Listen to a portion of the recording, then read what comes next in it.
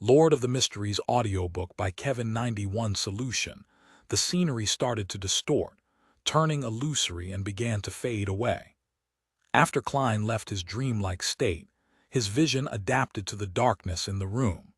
He knew that with £1 and 10 soldi, which was 30 soldi a week, Benson didn't have an easy time supporting the family according to the standards of an average family. He had thought that the majority of workers earned 20 soldi a week. He had once heard Melissa remark that Lower Street of Iron Cross Street had 5, 7, or even 10 families squeezing into the same room.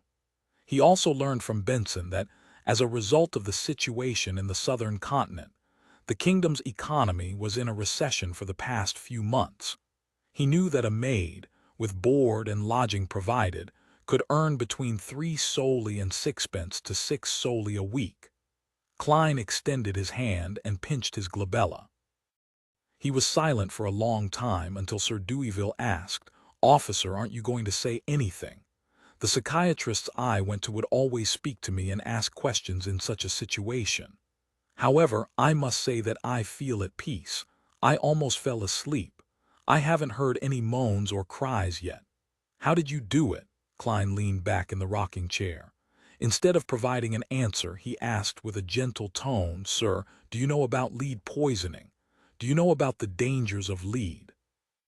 Deweyville fell silent for a few seconds. "I did not know about it in the past, but I do now. Are you telling me that my psychological illness stems from my guilt toward the female lead and porcelain factory workers?" Without waiting for Klein to answer, he continued just like he always had in his position of power during a negotiation. "Yes, I did feel guilty about this in the past, but I did compensate them. At my lead and porcelain factories, the workers do not earn less than other workers in the same industry. In Backlund, lead and porcelain workers are paid no more than 8 soldi a week, but I pay them 10, sometimes even more. Heh, many people criticize me for breaking ranks since it makes it hard for them to recruit workers. If not for the Grain Act that made many farmers bankrupt, sending them to the cities, they would have had to raise their wages just like I did. Furthermore, I've also informed the supervisor of the factories to make sure that those with repeated headaches and blurry vision are to leave the areas where they are exposed to lead. If their illness is really severe, then they can even ask for help at my charity foundation. I think I have done enough." Klein spoke without a ripple of emotion in his voice. "Sir, at times, you cannot imagine how important a salary is to a poor person. Simply losing work for a week or two can result in an irreversible loss to their family, a loss that would cause tremendous grief." He paused before saying, "I am curious, why wouldn't a kind person like you install equipment that can protect against dust and lead poisoning in your factories?"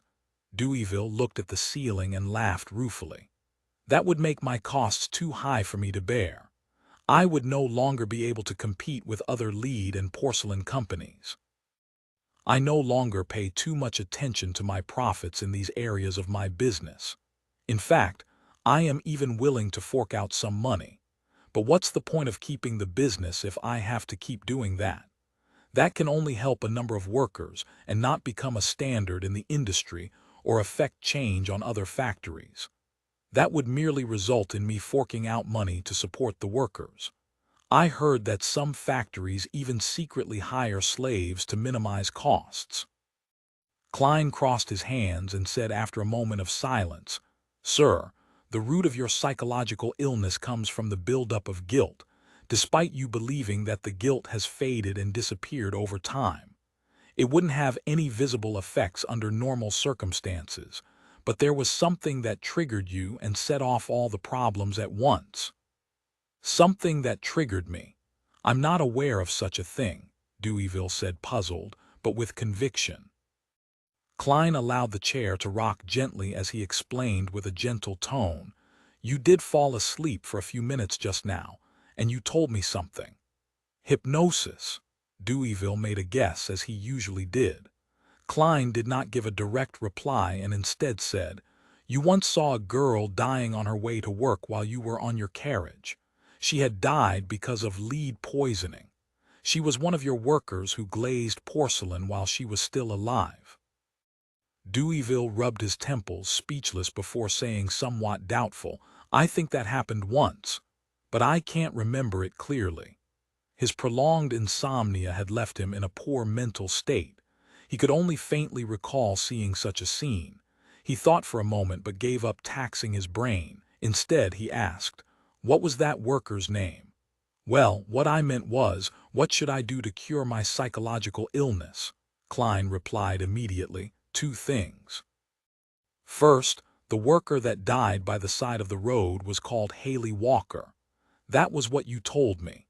She was the most direct trigger, so you have to find her parents and give them more compensation. Second, spread information about the dangers of lead in the newspapers and magazines. Allow your charity foundation to help more workers who suffered from the damage. If you succeed in becoming a member of Parliament, push for enacting laws in this domain." Deweyville sat up slowly and laughed in a self-deprecating manner. "I will do all of the rest, but to enact a law, I think it's impossible since there is still competition from nations beyond our country. Setting up such a law would just slip the entire industry in the country into a crisis. Factories would become bankrupt one by one, and many workers would lose their jobs. Organizations that help the poor cannot save that many people." He slowly got off the bed and adjusted his collar. He then looked at Klein and said, "Haley Walker, right? I'll immediately get Cullen to retrieve information about her from the porcelain company and find her parents. Officer, please wait with me and continuously evaluate my mental state." "All right." Klein stood up slowly and smoothed his black and white checkered police uniform. At 11 in the morning, in the living room of Deweyville, Klein sat on the sofa in silence as he looked at the man and woman being guided into the house by butler Cullen. The two guests had blemished skin, wrinkles already woven into their faces. The man had a slight hunch while the woman had a mole under her eyelid. They looked nearly identical to what Klein had seen through Haley, just older and more haggard. They were so skinny that they were almost all bone. Their clothes were old and ragged. Klein even learned that they couldn't continue living on Lower Street of Iron Cross Streets any further. Klein sensed an icy wind start to spiral through his spiritual perception. He pinched his glabella and shot a glance toward Sir Deweyville. It was unknown when a faint white, translucent, contorted figure had appeared behind him. Good morning, Honorable Sir." Haley's parents were unusually polite. Deweyville rubbed his forehead and asked, "Are the both of you Haley Walker's parents? Doesn't she also have a brother and a 2-year-old sister?" Haley's mother answered in fear. Her brother broke his leg at the harbor some time back. We got him to take care of his sister at home." Deweyville remained silent for a few seconds before he sighed. "My deepest condolences for what happened to Haley." Upon hearing that, the eyes of Haley's parents immediately turned red. They opened their mouths and said over each other, Thank you for your goodwill. The police told us that Haley died from lead poisoning. That's the term, right? Oh, my poor child, she was only 17. She was always so quiet, so determined. You had sent someone to visit her before and sponsored her burial. She is buried at the Raphael Cemetery." Deweyville glanced at Klein and changed his sitting posture. He leaned forward and said with a serious tone, "That was actually an oversight of ours. I have to apologize. I have considered that I need to compensate you to compensate Haley. Her weekly salary was 10 solely, was it not? 1 year would be 520 solely, or £26. Let's assume that she could have worked for another 10 years. Cullen, give Haley's parents £300. £300. Haley's parents were dumbfounded. They never had more than £1 of savings, even at their richest. It wasn't only them who were dazed. Even the expressions of the bodyguards and maids in the room were also all that of shock and envy. Even Sergeant Gate couldn't help but draw in a deep breath. His weekly salary was only £2, and among his subordinates, only one chevroned constable earned £1 a week. Amidst the silence, Butler Cullen walked out of the study and held a bulging sack. He opened the sack and revealed stacks of cash, some £1, some £5, but mostly made up of 1 or 5 solely. It was clear that Deweyville had made his subordinates receive change from the bank earlier. It's an expression of Sir Deweyville's goodwill. Cullen handed the sack over to Haley's parents after receiving confirmation from his master. Haley's parents took the sack and rubbed their eyes, looking at it in disbelief. "No, this is too generous. We cannot accept this," they said as they held the sack tightly. Deweyville said in a deep voice, "This is what Haley deserves. Why, you truly are a noble, charitable knight." Haley's parents bowed repeatedly in agitation. They had smiles on their faces, smiles that they couldn't repress. They praised the knight repeatedly, repeating the same few adjectives they knew. They kept insisting that Haley would be grateful towards him in heaven. "Cullen, send them home." "Oh, take them to the bank first." Deweyville heaved a sigh of relief and instructed his butler. Haley's parents hugged the sack tightly and walked toward the door quickly without stopping. Klein saw the faint, translucent figure behind Sir Deweyville attempt to extend its hands towards them, hoping to leave with them, but the parents' smiles were abnormally radiant. They didn't turn back. That figure turned fainter and soon vanished completely. Klein also sensed that the icy feeling in the guest hall had instantly returned to normal. From beginning to end, all he did was sit there silently, not expressing his opinion. "Officer, I feel much better. Now can you tell me why my butler, servants, and bodyguards could also hear the cries and moans? This shouldn't just be solely a psychological illness of mine, right?" Deweyville looked at him curiously. Inspector Toll, who knew the underlying truth, instantly became nervous. Klein replied without much expression, "In psychology, we call this phenomenon mass hysteria." 92 psychological expert mass hysteria. Sir Deweyville, who had met many psychiatrists recently, ruminated over the term Klein had said. Despite their curiosity, his butler, bodyguards, and servants didn't make a single sound since they had not been given permission by him. As for Sergeant Gate, he looked towards Klein doubtfully, as if he had never heard of that concept. Klein controlled his habit of tapping the armrest with his fingertips and calmly explained, "Humans can be fooled easily by their sensory organs. Mass hysteria is a kind of psychogenic illness that is a result of tense nerves and other factors amongst a group of individuals as they influence each other." The jargon he spewed out confused Sir Deweyville, Sergeant Gate, and the rest, causing them to subconsciously opt to believe him. Let me give a simple example of this. This was one of the cases that I previously dealt with. One man held a dinner banquet and invited 35 guests. Midway, he suddenly felt disgusted and puked. After that, he even had severe diarrhea. After a couple times, he began to believe that he had gotten food poisoning. He shared his speculation with the other guests on the way to the hospital. In the next 2 hours, there were more than 30 guests that had diarrhea amongst the 35 guests, with 26 of them experiencing nausea. They flooded the entire emergency room of the hospital. The doctors went through a detailed examination and performed cross-checks, and they concluded that the very first man didn't have food poisoning at all. Instead, it was a result of stomach inflammation caused by the change of weather and cold liquor. The most surprising fact was that none of the guests who went to the hospital had food poisoning. In fact, not a single one of them was sick. That is mass hysteria. Deweyville nodded slightly and marveled. "I understand now. Humans do lie to themselves easily.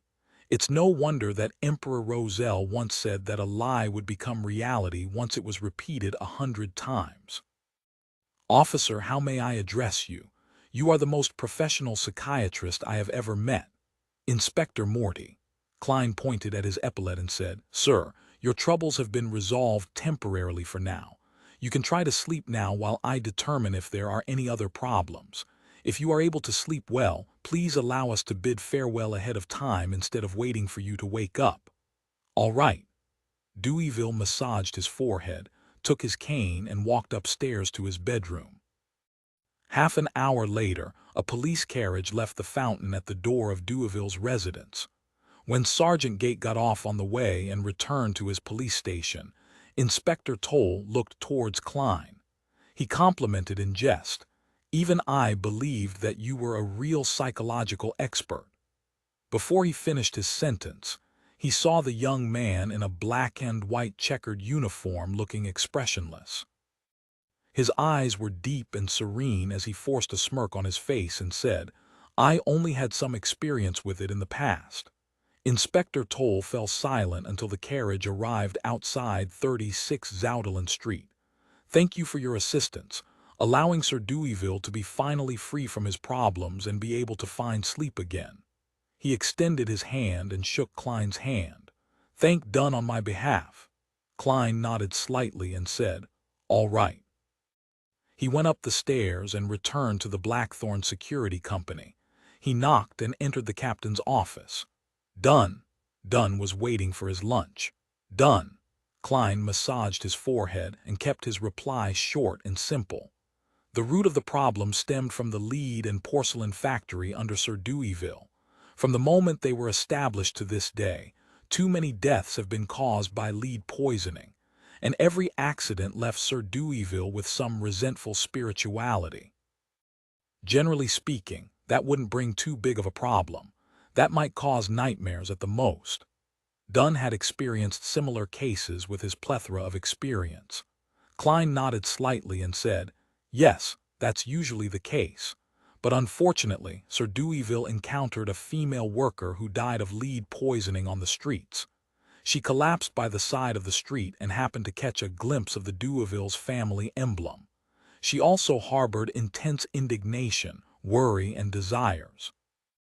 It was only when Sir Deweyville gave her parents, brother, and sister a compensation of £300 did her emotions dissipate. This is a societal problem. It isn't rare in the age of steam and machinery." Dunn took out his smoking pipe, smelled the tobacco, and sighed. "Workers that make linen work in damp environments and are generally diagnosed with bronchitis and joint-related ailments. As for factories with serious powder and dust issues, even if the dust isn't poisonous, it can still accumulate into lung problems. Sigh, we don't have to talk about this. As the kingdom develops, I believe these problems will be resolved. Klein, let's find a restaurant tonight to celebrate you becoming an official member, all right?" Klein thought for a moment before saying, "How about tomorrow?" "Captain, I have used spirit vision for an extended period of time today, and also used dream divination to directly interact with those resentments. I'm feeling especially drained. I want to return home in the afternoon to get some rest. Would that be okay? Oh, then I'll head over to the divination club at about 4 or 5 in the afternoon to see how the club members are reacting to news of Hannah Vincent's sudden death." "No problem, that's only necessary." Dunn chuckled. "Tomorrow night it is. Let's do it at Old Will's restaurant next door. I'll get Rosin to make a reservation." Klein took off his police peak cap and stood up to salute him. "Thank you, Captain. See you tomorrow." Dunn lifted his hand and said, "Hold on, did you mention that Sir Deweyville gave the female workers' parents a compensation of £300? "Yes." Klein nodded and immediately understood the reason why the captain had mentioned it. "You are worried that they will get into trouble because of their wealth."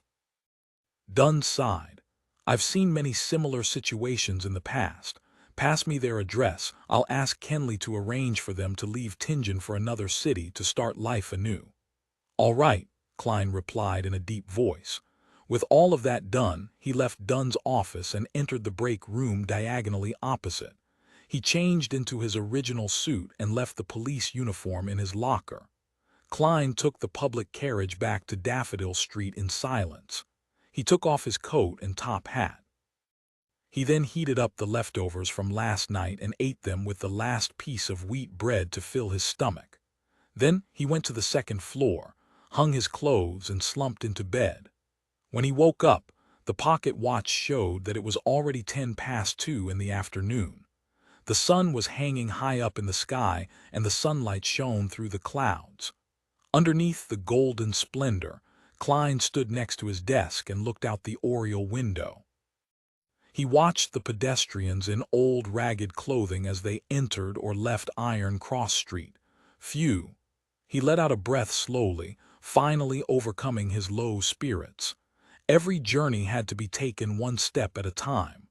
Likewise, his sequence needed to be advanced one level at a time. Everything worked like that. He shook his head and sat down. He started concluding and reorganizing his encounter over the last week, so as to reinforce the important points in his mind to prevent himself from forgetting them. 5 minutes before 3 in the afternoon, above a blurry, boundless, grayish-white, silent gray fog stood a lofty palace. An ancient mottled bronze table sat there quietly. On the seat of honor at the long table sat a man already engulfed by the thick gray fog. Klein leaned against the back of the chair and contemplated. He suddenly extended his hand and tapped on the crimson stars that represented justice and the hanged man. Backlund, Empress Burrow. Audrey lifted her dress as she quickly walked towards her bedroom. Suddenly, she felt something and looked sideways at the shadow sitting on the balcony. As expected, she saw her golden retriever Susie, who was sitting there in silence, observing her as always.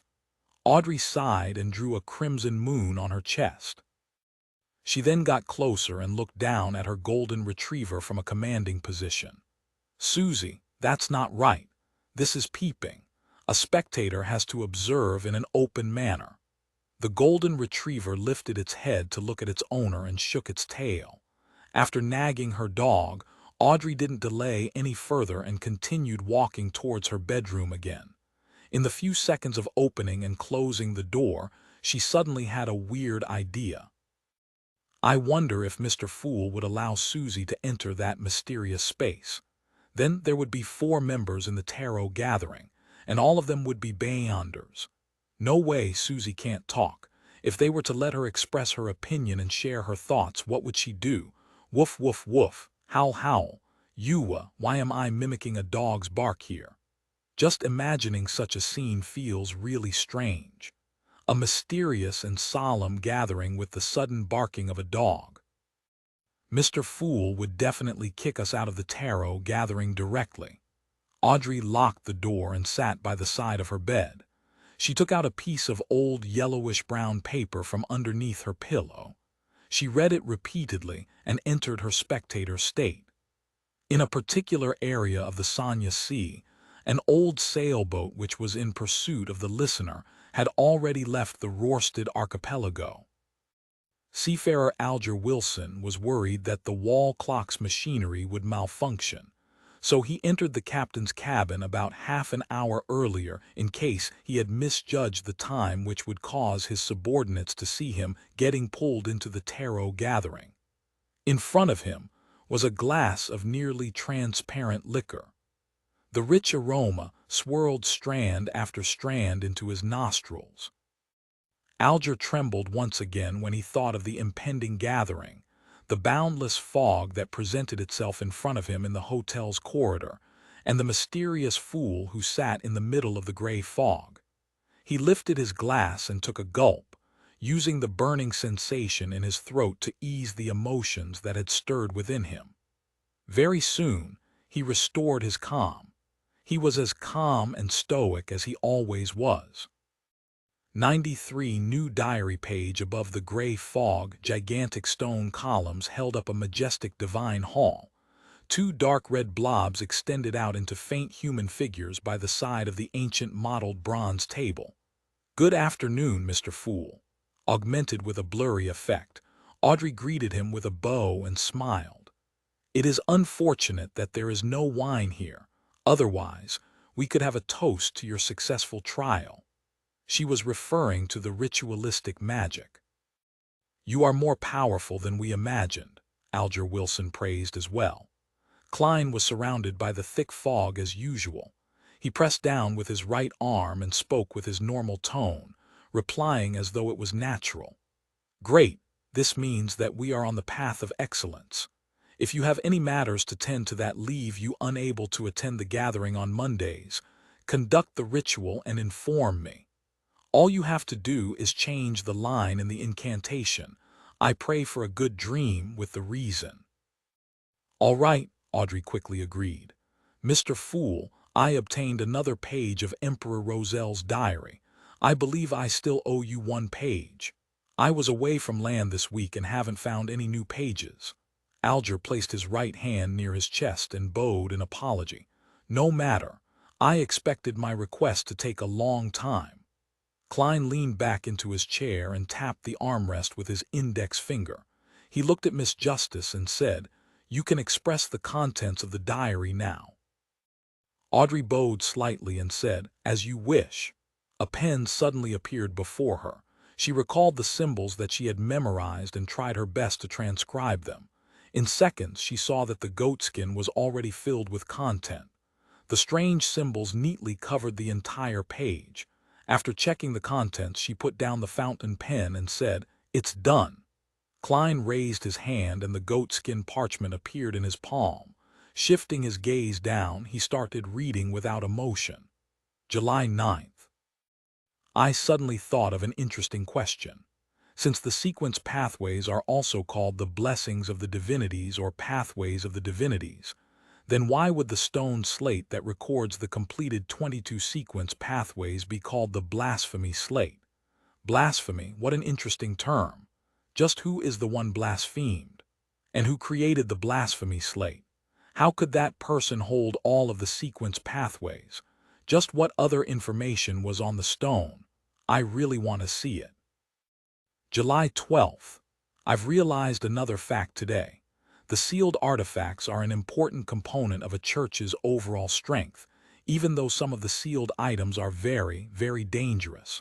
Among the 7 churches, the god of craftsmanship wields the least number of sealed artifacts, which are also relatively less dangerous. Did I join an organization without a future? No, I should think of it this way. Only a blank piece of paper can produce a good painting. A weak organization is the best place for me to display my abilities. July 14th. I saw that mysterious Mr. Zaratal again. I never expected him to be the leader of an ancient organization, the Secret Order. Klein's pupils constricted when he read this. He nearly revealed an unnatural expression. The Zaratal family only had a certain connection with the Secret Order in the notes of the Church of the Evernight Goddess. But now, he learned from Emperor Roselle that the mysterious Mr. Zaratal was further determined to be the leader of the Secret Order. From the looks of it, it is an unquestionable fact that the Secret Order holds the Seer sequence pathway. While Klein was reading the diary, Audrey looked over and began observing him out of habit. However, her field of vision was completely obscured by the thick fog. Momentarily taken aback, Audrey snapped back to her senses and turned her head frantically to look at the other illusory dark red star. I was too reckless, too insolent, too foolish in trying to observe Mr. Fool. I was lucky that he isn't angry. Audrey stuck out her tongue secretly and pretended to admire the scenery. She was just short of humming a lively tune. Alger sat silently, his gaze never leaving the long bronze table. He knew his place, as if he was in the presence of a true god. Klein collected himself and scanned the last portion of the diary. After learning that I had become a savant, Mr. Zaratal mentioned that I had chosen a difficult, yet relatively safe path. I asked him why that was the case, but all he did was smile before telling me that the sequence pathway contained secrets beyond my imagination. I couldn't help but ask him which sequence pathway he selected. He told me that his sequence 9 was Seer.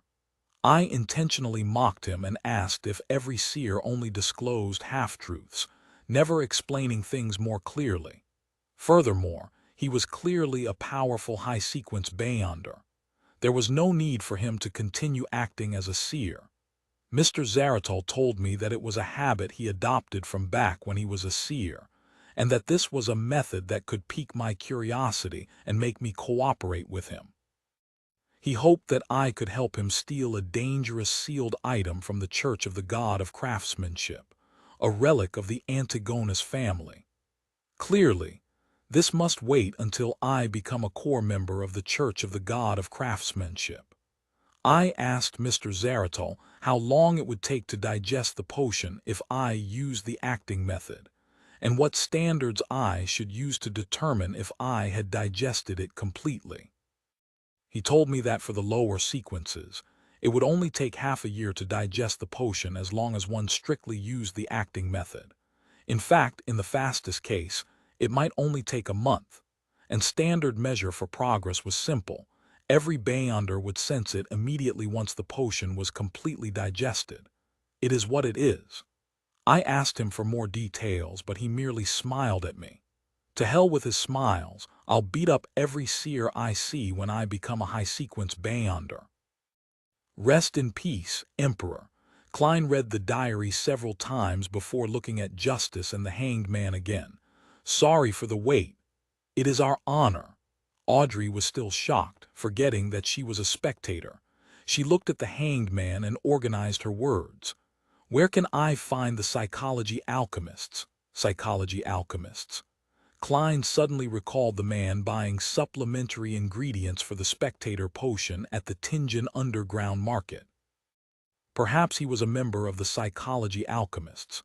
Just as Klein was considering how to get closer to that man, the Hanged Man, Alger Wilson shook his head and said, Miss Justice, firstly, I don't have a clue.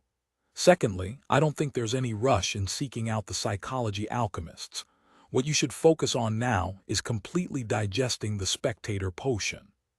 Audrey glanced at the fool and noticed that he didn't have any intention of adding to the conversation. She nodded in disappointment and said, All I want is to have plenty of time to prepare so that I can approach them more naturally. All right, then when can I digest the spectator potion and stop acting? Is there a standard that indicates when I can? I'm almost at the point where I no longer feel frustrated, nor do I hear the constant murmuring anymore. Alger looked at the fool in the fog but saw that he didn't have any intention of speaking. He then deliberated before saying, If you don't use the acting method, the typical rule of thumb is to wait 3 years and confirm that you no longer feel restless or receive any auditory or visual illusions. There is one simple test to determine when you can. That method is to exhaust your body to its limit. If you still don't hear any maniacal murmurings or see any strange things at that point, that would mean that you're ready to advance. With regards to the acting method, I have also just come into contact with it. It feels good, so I don't think it'll take 3 years. That wasn't useful at all. 3 years, that's too long. Audrey criticized inwardly. She had just thought about this when she heard an armrest being tapped. Audrey froze, then turned her head in joy. She saw the fool tapping on the edge of the long table. Alger sat straighter, waiting for the fool to speak. Klein said in his normal tone, For low-sequence beyonders, as long as you strictly stick to acting, you should be able to digest the medicine in half a year. It's even possible to do it in a month. He looked at Justice and added, As for the signs of digestion, you'll know it when it comes. It doesn't need to be taught. 1 month. Great, thank you, Mr. Fool, Audrey exclaimed while brimming with joy. Miss Justice, don't think that you are the chosen one. The key point is half a year. Klein lifted his right hand and placed it beside his lips. Half a year, Alger repeated softly. Audrey sensed joy, relief, and intense doubt in his tone. What is he suspicious about? Audrey thought as she asked, Mr. Fool, have you considered adding more members? Klein leaned back casually. He had long prepared an answer. This started as a trial, so I didn't spend much time thinking about extending our meetings. But now, as a regular gathering, we must choose our members carefully. Secrecy is our motto. Audrey nodded gently and said, That is to say that we have to follow a process of observation, recommendation, and testing process. Yes, a process. You can interpret it that way, Klein affirmed. In his mind, he was thinking about how he could inquire about the secret order and the clown potion. How can I ask questions in a way that befits my status? Klein was placed in a difficult spot. At that moment, realizing that Justice temporarily had nothing else to say, Alger took the initiative to speak. I've heard that a listener from the Aurora Order is searching for traces of the true Creator, which is the holy residence they advocate. True Creator? Audrey asked, puzzled. It is an ancient entity worshipped by numerous secret organizations and cults. They believe that the Creator hasn't completely perished. The core he left behind is the true Creator. Alger gave a rough explanation. Since the fifth epoch, the true Creator has appeared in many forms, such as the hanged giant or the eye behind the shadow curtains. Heh. Many people believe that Emperor Roselle referenced the imagery of the true Creator when he was creating the tarot cards. Hence, there exists the card of the hanged man. At this point, he looked at Klein and said, "Mr. Fool, there's nothing with what I said right. Is he trying to probe for my views on the true Creator?" Klein thought about the bloody man on the cross that the captain saw in Hannes Vincent's dream and immediately had an idea. Doesn't both the hanging and the shadows imply evil connotations? Therefore he chuckled and said, "I am more inclined to call him the fallen Creator. 94 Hidden Sage, the fallen Creator. Fallen." Alger ruminated over the fool's words and fell deep in thought. However, what struck Alger the most was the fool's relaxed, natural, and nonchalant attitude. He acted as if they were equal. If he hadn't experienced their previous ritual, Alger might have thought the fool was merely bluffing and building himself up to intimidate him and Justice. But now he was of the opinion that even if the fool was inferior to the true Creator, he was at least close to that level. It's dangerous. It's also an opportunity. Alger muttered softly. He then spoke with a smile, "Mr. Fool, your description is indeed more appropriate. According to our observations, Beyonders who believed in the true Creator know the fallen Creator have a higher probability of losing control. The rest of them are mostly psychopaths. That's something that the Nighthawk's intelligence mentioned as well. And the so-called psychopaths didn't lose their sanity. Instead, their ideologies become twisted." Klein maintained his seated posture but didn't continue with the conversation. He was still considering how to inquire about the secret order and clown potion, but he couldn't figure out a way of asking the questions in a way that fit with his persona. It's such a pity that the gathering is still so different from an internet forum. Otherwise, I could create another Smurf account to join the gathering, and that account would be in charge of asking questions that are inconvenient for me to ask. Perhaps, one day, I'll learn mirror-related magic and give it a try. For example, I can make half the members here my Smurf accounts. There are 22 chairs here and there are 22 cards in the tarot deck. That matches up perfectly. But when I created this divine hall, I didn't even name myself the Fool or have any intention of forming a tarot club. Do these symbolize the 22 different sequence pathways? I wanted a divine hall, so a divine hall appeared. If I wanted a Smurf account, would I get a Smurf account? Upon seeing the Fool remain silently engulfed in the thick gray fog, Audrey asked both wistfully and curiously, "That sounds scary. Mr. Hanged Man, could you share in detail information about each and every mysterious organization, and also the matters regarding each secret cult? It's hard for me to come into contact with them during my daily life. I can only understand them through the both of you. I'm willing to pay for it. May I know what you'd like in return?" "That's a great question. Miss Justice, you're playing the role of my Smurf account to a certain extent. This way, the Hanged Man will definitely bring up the secret order. You're the best." Klein's mind stirred when he heard that, but he didn't let his emotions show through his expression or movements. Alger thought for a moment before saying, I need money, £1,000. It'd be best if they weren't bills marked by a serial number, or maybe gemstones that have just been unearthed. Price them according to the Backlund Jewelry Exchange's monthly average price. £1,000. That's a huge sum of money. It could be used to buy a house in a high-class street in Tingen City. Not everyone would have that available immediately. Captain might have an annual salary like that, I guess. Haley's death compensation was only £300. Although Miss Justice is a noble, she obviously hasn't inherited her family's wealth yet, and she'll only be receiving some sort of annual allowance. It's no wonder that the hanged man stated that it could be paid via gemstones. Klein was very sensitive towards monetary figures. Luckily, he was blanketed in thick fog. For a single lady or madam, £2,000 could let her live a decent life. If £2,000 were invested, the investment could reliably produce an annual return of about £100. £1,000, Audrey said, sounding shocked. She then replied happily, "No problem, do I send it to the previous address?"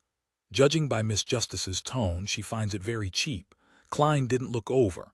Alger was quiet for a good 20 seconds before he said, "Yes, send it to the Warrior and Sea Bar at Pelican Street in the White Rose borough of Pritz Harbor.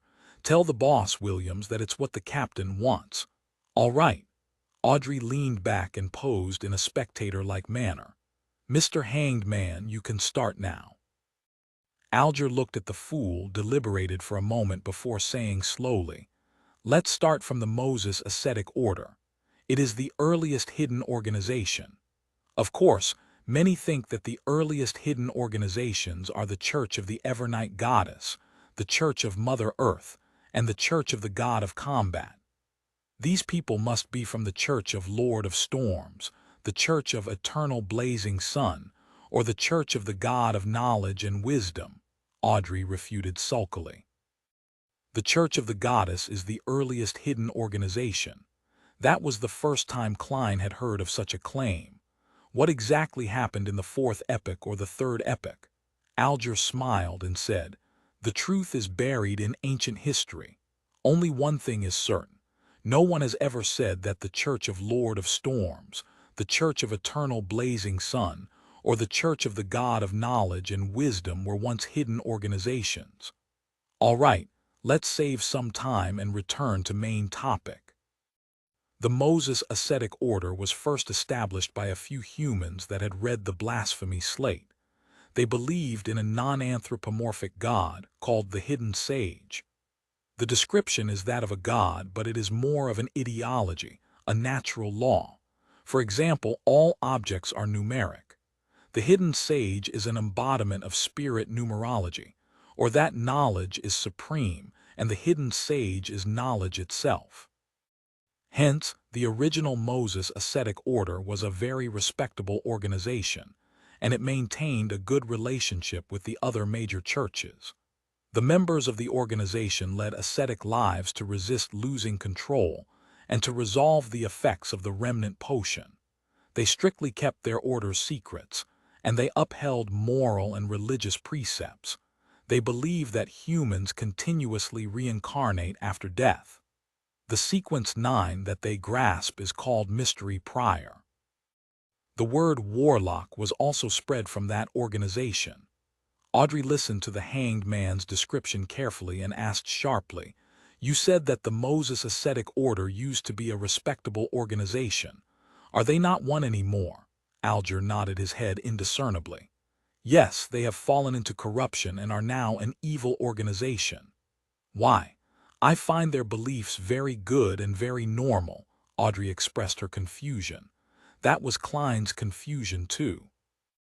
The information that he could get at his security clearance didn't provide the reason for the Moses Ascetic Order's fall from grace. Alger looked at the unfathomable fool and tersely agreed. "I am not sure of the real reason. It might be because it has been buried by history. However, I have heard one terrifying explanation. In that story, the main reason why the Moses Ascetic Order fell into corruption was because the god that they believed in, the Hidden Sage, had come to life. He became the personification of an evil god. Came to life? This? How? Audrey found it unimaginable as she replied with an incredulous tone. Without realizing it, she had exited from her spectator state. It's like a horror story, but the ghost is even a god. Klein's heart stirred with a surge of emotions as well. I'm sorry, no one knows the answer. Alger had originally wanted to casually say, maybe Mr. Fool would know, but he held back the urge. He had already teetered on the borders of danger once. In the Book of Storms 5:7, there was a saying that Alger remembered clearly, which was, "Do not test God." Audrey calmed herself down and didn't press for more answers. She gestured for him to continue. Klein maintained his seated posture and his silence, validating the hanged man's descriptions with his own understanding. Finally, he realized that there were 4 points that he needed to take note of. First, the Demoness sect was also known as the Demoness family in the 4th epoch. Back then, they had very few members, and their beliefs were passed down through their bloodlines. Plus, they would kill the fathers of their children and abandon the baby boys. Hence, all the members were female. Of course, that was all from Alger's description, and there was no way to verify it at the moment.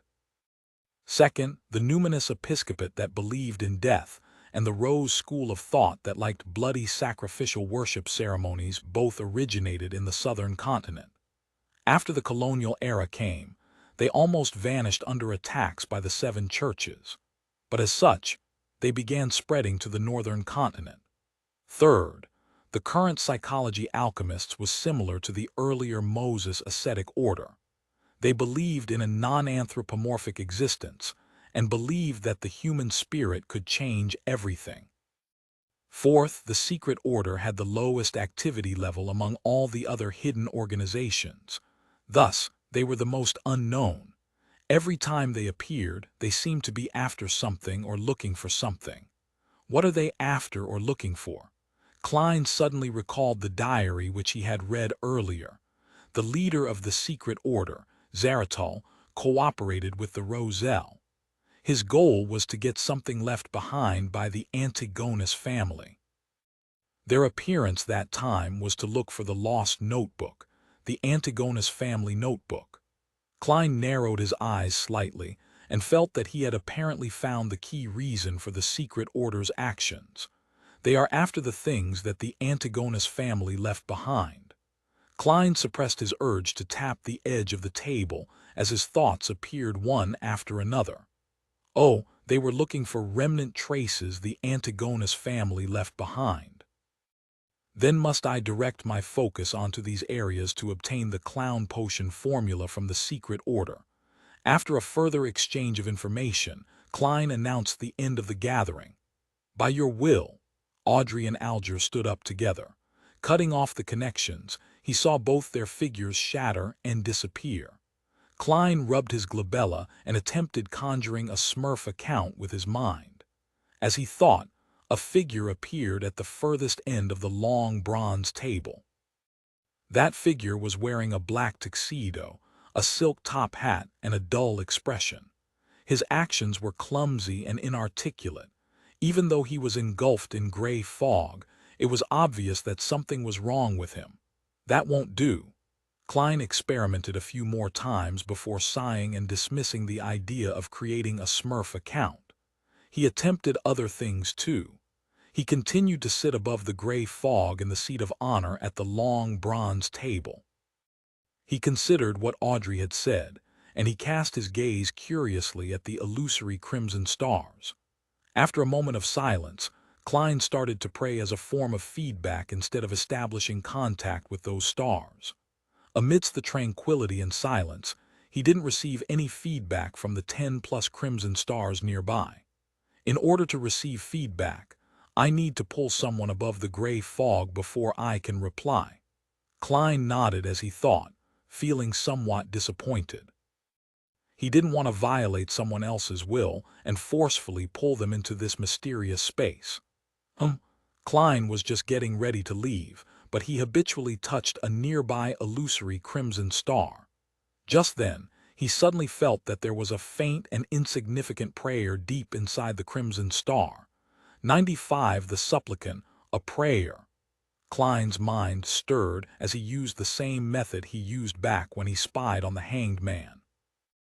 He allowed his spirituality to spread outward and touch the crimson blob.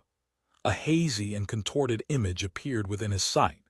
He could faintly see a blonde teen kneeling on the ground, facing a pure crystal ball. That teenager was dressed in a tight-fitting black outfit, with a style very different from the contemporary styles of the Lone Kingdom. It was more congruent with the traditional clothing of the Fasak Empire and the Intis Republic that Klein had seen from reading magazines. The area surrounding the teenager was dark and had old furniture. From time to time, the room would be illuminated, but Klein couldn't hear the roaring thunder or the pattering of rain.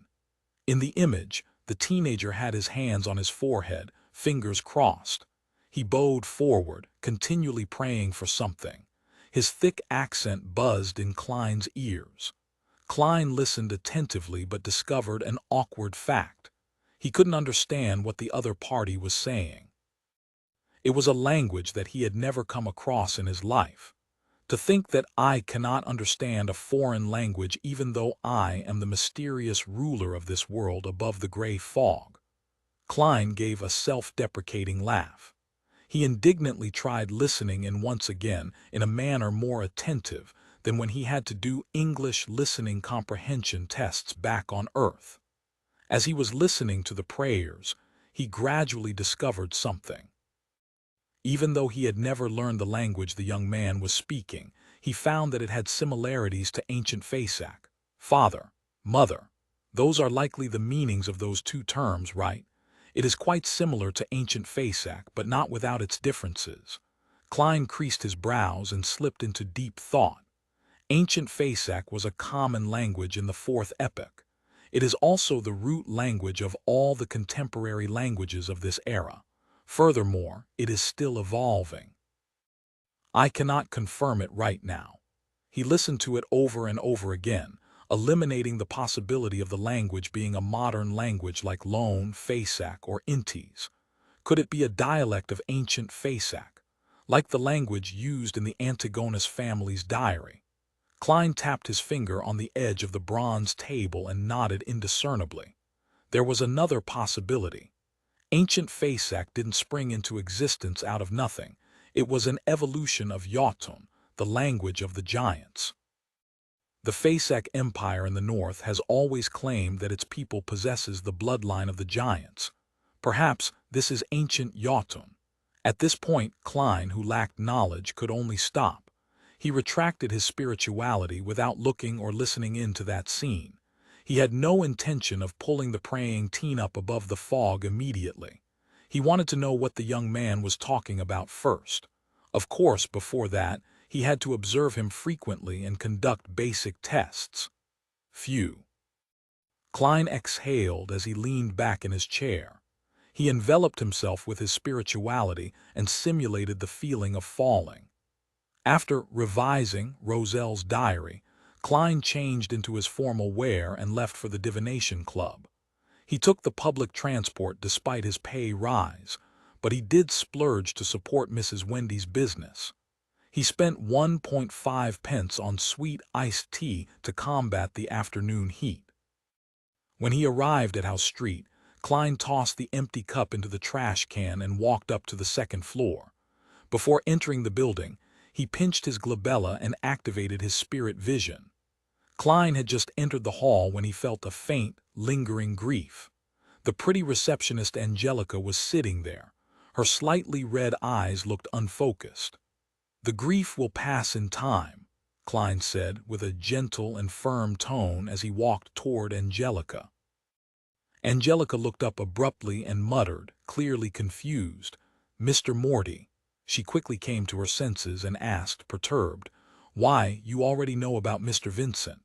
"Oh right, I forgot that you're an exceptional fortune-teller." Klein sighed appropriately. "I only managed to divine a very rough outline of what transpired. Just what exactly happened to Mr. Vincent?" The boss told us that Mr. Vincent had a heart attack in his sleep and left this world peacefully. Angelica cried as she said, "He was so friendly, so polite, a true gentleman.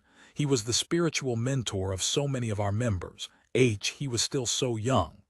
I am sorry for bringing up this sad topic." Klein didn't console her any further. He walked toward the meeting room slowly. Angelica took out a handkerchief and wiped her eyes and nose. She then looked at Klein's back and asked loudly, "Mr. Morty, what would you like to drink?" "Black tea." Klein preferred black tea to coffee, even though he found the black tea average. In comparison, he preferred ginger beer and sweet iced tea. But as a gentleman, it was not right for him to act like a child in a formal setting. As it was a Monday, there were only 5 or 6 members in the meeting room. Using his spirit vision, Klein saw that they each had different colors of emotion. Some were grieving, some more dull, some relatively unaffected. They're all rather normal reactions. Klein nodded slightly. He picked up his cane and found a spot in the room. He was about to deactivate his spirit vision when he saw Angelica walk in and walk towards him. "Mr. Morty, a customer is looking for you." "Well, it's the person from last time," the beautiful lady said with a hushed tone. "You still remember him?" Klein asked with a smile. I wonder if he bought the magical medicine as I instructed. I wonder if he still needs surgery." Angelica covered her mouth and said, "He was the only person who was willing to wait an entire afternoon in the club for a divination." Klein grabbed his cane and stood up. He walked outside without saying anything. In the reception area, he found the person who had sought his services the other day.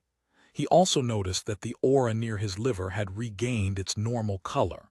His overall health had also improved.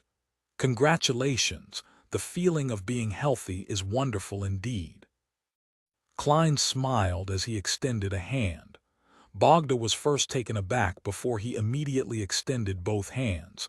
He grabbed Klein's right palm tightly. "Mr. Morty, you truly can see my condition." "Yes, I have fully recovered. The doctors asked me questions over and over again, ran repeated tests on me, but they cannot believe that I recovered just like that." Upon hearing Bogda's ecstatic description, Klein calmly confirmed one thing: the apothecary at Lawson's folk herb store was definitely a beyonder. He had seen how severe the man's liver disease had been. Fully healing him in the span of a few days was beyond the capability of herbs and medical ability. The only possible explanation was that of a beyonder. Coupled with the incident with Glacis, there could only be one answer: "I have to repent to God." "To think that I would suspect that miraculous doctor." Bogda refused to let go of Klein's hand. He continued on about his shame and gratitude. "Those 10 pounds were truly money well spent. It bought my life back." "What? 10 pounds? You spent 10 pounds on the miraculous medicine, and you only gave me 8 pence for my divination. Just 8 pence. 8 pence. Pence." Klein was dazed just hearing about it. At this moment, Bogda released his hands as he took a step back while beaming. He bowed reverently and said, "I am here today to express my gratitude. Thank you, Master Morty. You showed me the way and saved my life. This was the outcome of you paying to have something divined. You need not thank anybody." Klein lifted his head slightly and looked at the divide between the wall and the ceiling. His answer fully expressed the vibes of a charlatan. "You are a true seer," Bogda praised. "Next, I'll be heading to Vlad Street to thank that apothecary and buy the medicine he recommended." "Haven't you already recovered?" Klein expertly hid the shock in his voice. Bogda looked around and laughed when he confirmed that the receptionist was not paying attention to them.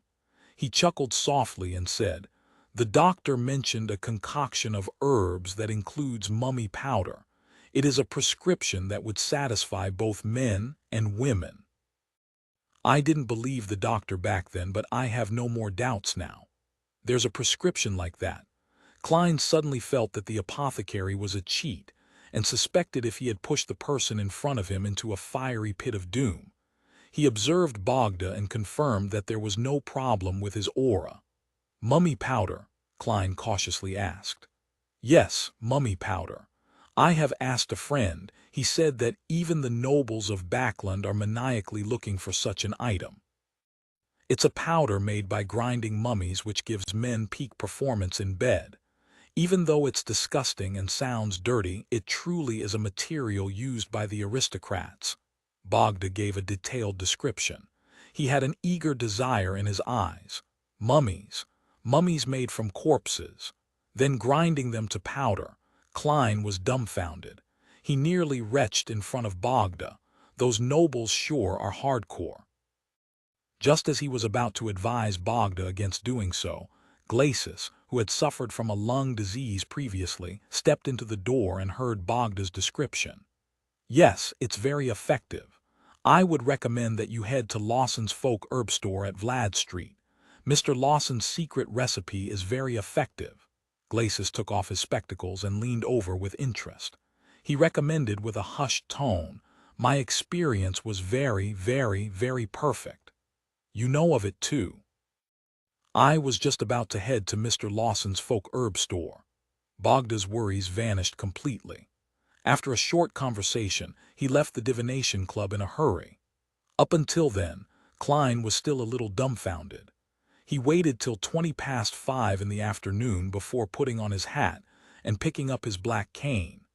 He took a carriage down to Vlad Street, intending to observe the apothecary named Lawson Darkweed before deciding if he should notify the captain or not. 18 Vlad Street.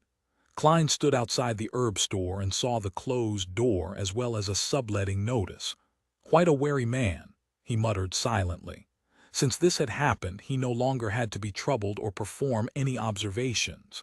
96 Dolly's guess by the afternoon of the next day, Klein had fully recovered from any signs of exhaustion. He walked into the Blackthorn Security Company with steady footsteps. "Good morning, Klein. The weather is so cool and beautiful today, I'm looking forward to tonight's feast." Razin, who was wearing a light green dress, greeted him with a smile from behind the reception desk. Klein deliberately touched his stomach and said, "Miss Razin, you shouldn't be talking about that so early in the morning. I'm already sick of today's mission that has yet to arrive. I only hope for the evening to arrive sooner." "Me too," Razin chuckled. She looked to the left and right, then she beckoned for Klein to come closer. She lowered her voice and said, "I met Madame Dolly earlier." "Spirit medium Madame Dolly?" Klein asked in surprise. The most famous spirit medium from Alwa County had been living at Enmet Harbor all this time, and it wasn't a short distance from Tingen. "Yes." Razin gave a firm nod and said, "But she has already left." "Ah, she is my ideal Beyonder. If I were to become a spirit medium, I would leave Tingen and travel all around the world by myself. To Intis, to Fasak, to Fainapotter, to the southern continent, to the vast prairies, primitive forests, and snow-covered plains. Lady, be aware of the Nighthawk's rules." Klein shook his head in amusement. "Even Madame Dolly has to apply and obtain permission to leave Enmet Harbor." "I know that, but you can't just remind me about it now and shatter my dreams," Razin said, peeved. "The truth is, I would never become a Beyonder. It's too dangerous. I don't know when I'll die from sudden gunfire." "From what I've seen, Beyonders are basically people who turn themselves into monsters to fight against monsters. Archbishop Channy said that we are guardians, but also a bunch of miserable wretches that are constantly fighting against threats and madness," Klein replied, sighing. The quote had left a deep impression on him. To fight against the abyss, we have to endure the corruption of the abyss. The two of them fell silent in unison. Razin was the first to break the silence as she pursed her lips towards the partition and said, "Captain wanted you to meet him when you arrived." "All right." With his hat and cane in hand, Klein passed through the partition and entered Dunn's office after knocking on the door. A middle-aged gentleman with deep and serene gray eyes and a high hairline put down his coffee cup and said with a smile, "Dolly was here."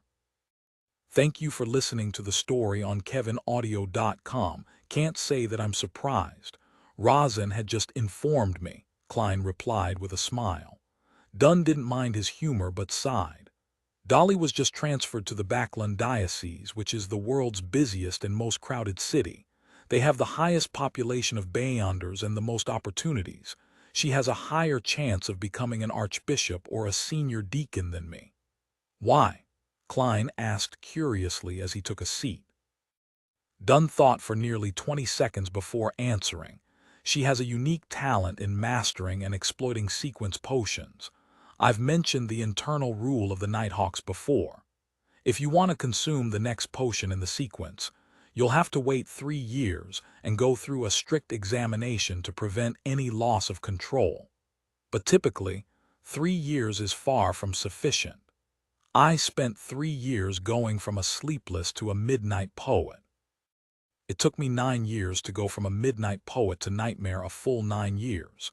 And to go from nightmare to sequence 6, I've already spent 3 years. I have no idea how many more years I need. When our bodies age and our energy starts to decline, even if we overcome the latent dangers, we shouldn't attempt advancing anymore. This is because the risk of losing control at that point is so high that no one is willing to risk it. As for Dolly, she is different from me and most Beyonders. After she became a corpse collector, she handed in a special application after only a year. She hoped to consume the follow-up potion immediately.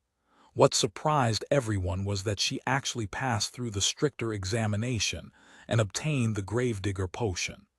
It only took her 1 more year to go from Gravedigger to Spirit Medium. This year will be her 5th year as a Beyonder. She is only 24 this year, young enough to have many opportunities ahead of her. On the surface, she's the most famous spirit medium in Alwa County, but she truly is an actual spirit medium. Isn't that acting? Old Neil had apparently mentioned that Madame Dolly had similar tendencies. Klein felt that he had grasped the key reason for Madame Dolly's quick ascension through the ranks. Captain, you're young enough as well. You're only in your 30s, Klein comforted Dunn, but added in his heart, it's just that your memory isn't that great. Dunn drank a sip of his coffee. He shook his head and smiled bitterly. Why didn't you ask Madame Dolly about her method of mastering and exploiting sequence potions? Klein purposely asked. Dunn put down his coffee cup and massaged his temples as he spoke. She told me to become a true nightmare. I don't know what that means. Play the role of a nightmare. Man, a nightmare sounds sinister. Klein creased his eyebrows and temporarily fell silent. Then Dunn took out his smoking pipe and sniffed at it. Dolly and I discussed the possibility of Seer's follow-up potion being Clown. Assuming that the member of the Seers didn't lie to you, she brought up an interesting hypothesis. What hypothesis? Klein asked hurriedly, his eyes turning bright. He had once used a divination method to determine if Clown was the follow-up potion of Seer. The answer he received had been vague, but it seemed close to being a confirmation. Dunn's deep and serene gray eyes swept his gaze at him while he said in thought, a normal sequence pathway proceeds in a stepped manner. They advance according to a particular similarity. For instance, sleepless, midnight poet and nightmare are all obviously related to the darkness of the night, as well as the peaceful sleep and tranquility that is generated from sleep. It can be imagined that every subsequent sequence would have identical traits, only with more power and a wider scope. They might be linked to secrets, disaster, horror, the crimson moon, etc. Certain sequence pathways appear unrelated, but when we analyze them in detail, we can still find similarities such as assassin and instigator. Their implied similarity is to bring people calamities, pain, sorrow, and despair. Hence, the follow-up sequences should abide by this pattern. Klein paid close attention and asked proactively, but Seer and Clown doesn't have such a connection. Yeah. Dunn nodded and said, Dolly believes that there might be sequence pathways that share another kind of relationship. After all, there's a lot we do not know. Find authorized novels in Webnovel Faster Updates. Better experience, please click www.webnovel.com for visiting. He paused for a moment before saying, Dolly said that, in this sort of pathway, the low to mid-sequence potions would respectively provide the Beyonder an ability that seems brand new and unrelated to the others. When the Beyonder reaches a point of qualitative change, these abilities will mix into an abnormally powerful job that includes them all. In other words, the pathway doesn't advance step by step, but instead it's a relationship of dissection and combination. Klein listened intently, but he felt lost. Dunn lifted his right hand and said, "A normal sequence pathway advances a bit at a time, just like a child growing up. A growing child becomes taller, stronger, heavier, and more mature from a young age, while special sequence pathways are more like." Having said this, Dunn lifted up his thumb. "This is sequence 9. Then he lifted up his index finger. "This is sequence 8. Then he gradually lifted up the rest of his fingers. Each and every finger is independent and doesn't seem to be related to the others. But in the end," when he said the word end, Dunn clenched his fingers into a tight fist. "I understand now." Klein was suddenly enlightened. He agreed with Lady Dolly's guess and the captain's metaphor. Maybe that's how it is. He nodded in deep thought. Sequence 8 Clown and Sequence 9 Seer are completely different and have brand new abilities. And according to the description from the Nighthawk's intelligence, the corresponding Sequence 7 and Sequence 8 Clown don't share any similarities either. Klein fell silent for a while before curiously pressing on. At which stage would the different abilities combine to form a qualitative change? Dunn took another sip of coffee and chuckled. "Dolly and I guessed Sequence 4. "Why?" Klein blurted out. "Because according to the way the churches categorize sequences, Sequence 4 is the beginning point of the higher sequences. It is said that merely achieving such a level brings about qualitative changes in vitality and energy.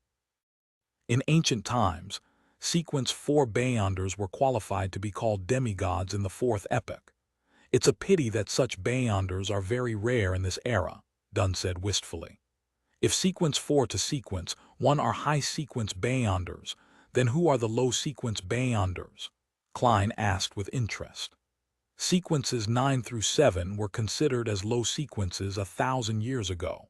But in recent centuries, Beyonders are few in number and each church has listed Sequence 7 as a mid-sequence." Dunn laughed in a self-deprecating manner. "Sequence 9 and Sequence 8 are low sequences. Then, Sequences 7 through 5 are mid-sequences. Finally, those Sequence 4 and above are high sequences." Klein repeated in his head and inevitably felt a yearning for that. Emperor Roselle was a high-sequence Beyonder.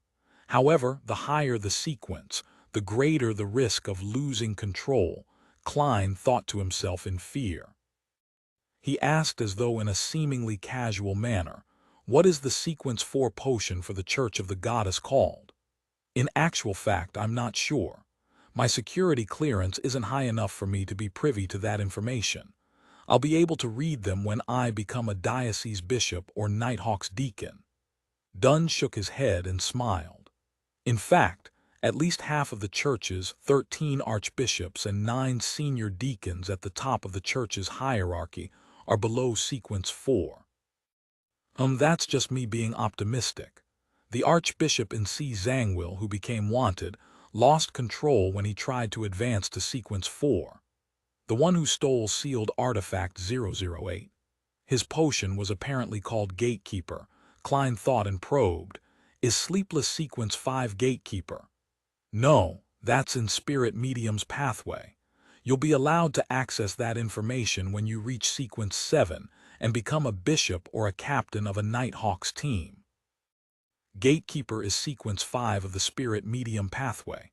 Does it mean that it's keeping watch over the gates to hell, or keeping watch over the gates to the spirit world?" Klein guessed.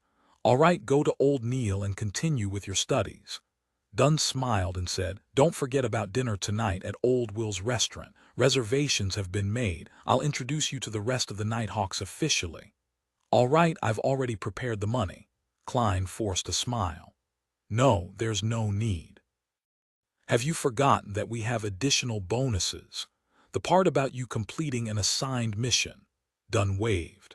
Klein was momentarily taken aback before replying with a beaming smile, "All right, Captain." He turned around and walked towards the door while counting inwardly, 3, 2, 1. Why didn't Captain call me back?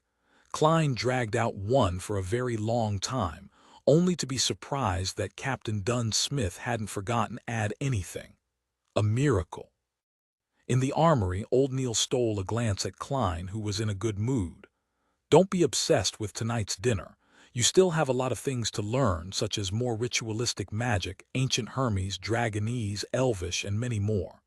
Yeah, every afternoon besides your day off, you have to have at least 2 hours of combat training with an instructor." Combat training. Captain didn't mention it. Klein was shocked. Old Neil nodded and didn't hesitate to answer. He forgot. 97 combat teacher at 2 in the afternoon, outside of a simple 2-storied building that was in disrepair at the outskirts of the North Borough. Klein, who was in his probationary inspector uniform, looked at the weed-filled garden and the vines that had crept up the walls. He turned his head in surprise. "My combat instructor lives here. Shouldn't a combat artist who was selected by the Nighthawks be exceptional?" Leonard Mitchell, who had guided Klein there, snickered and said, "Don't underestimate Mr. Gawain because of his residence's surroundings.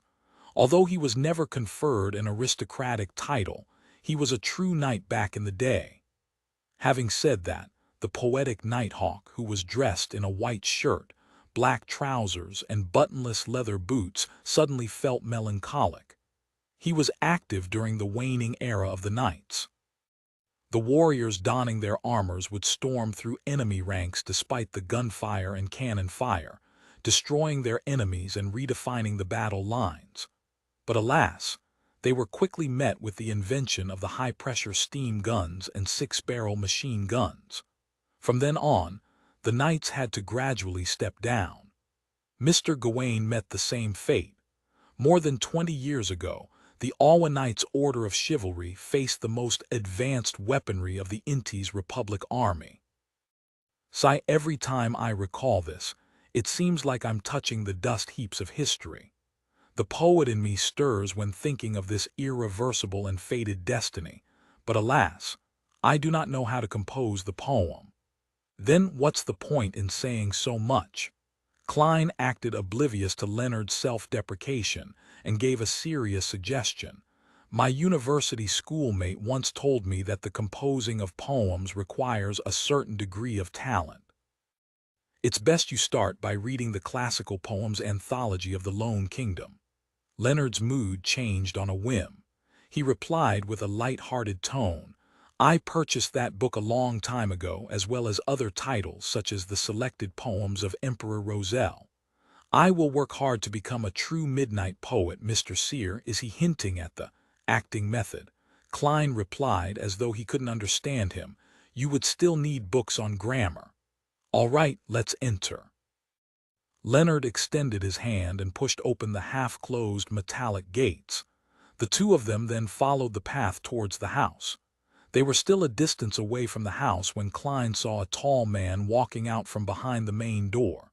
He had short blonde hair, his brows already laced with white hairs. His facial features looked like they had been ravaged through age. His wrinkles were etched deep across his face. "What are you doing here?" the aged man asked in a deep voice. "Mr. Gawain, as per your contract with the police department, this probationary inspector will be learning the art of combat under your guidance," Leonard explained with a smile. "Combat? There's no need to study combat in this era." Gawain looked at Klein with turbid eyes and said in a dead voice, "You should learn how to draw your gun and shoot. You should master the most advanced weaponry." Was this the psychological trauma caused by the 6-barrel machine guns and high-pressure steam guns? Klein didn't give a reckless reply. Instead, he smiled and looked at Leonard. The art of combat is still a skill a policeman has to master. Most of the criminals we face are not those who must be executed on the spot. Some might not even have weapons. In that case, we have to rely on combat techniques, Leonard said, obviously prepared for the situation. With a dark expression, Gawain fell silent for more than 10 seconds before saying, "Throw a punch." He was speaking to Klein. Klein, who was not holding his cane, remembered the boxing matches he had seen in his previous life. He raised his arm and threw it forward. Gawain's lips twitched indiscernibly. He thought for a moment and said, "Kick." Tilting to the side slightly and twisting his hips, Klein tightened his thigh muscles and kicked forward with his right foot. Cough. Gawain covered his mouth and cleared his throat.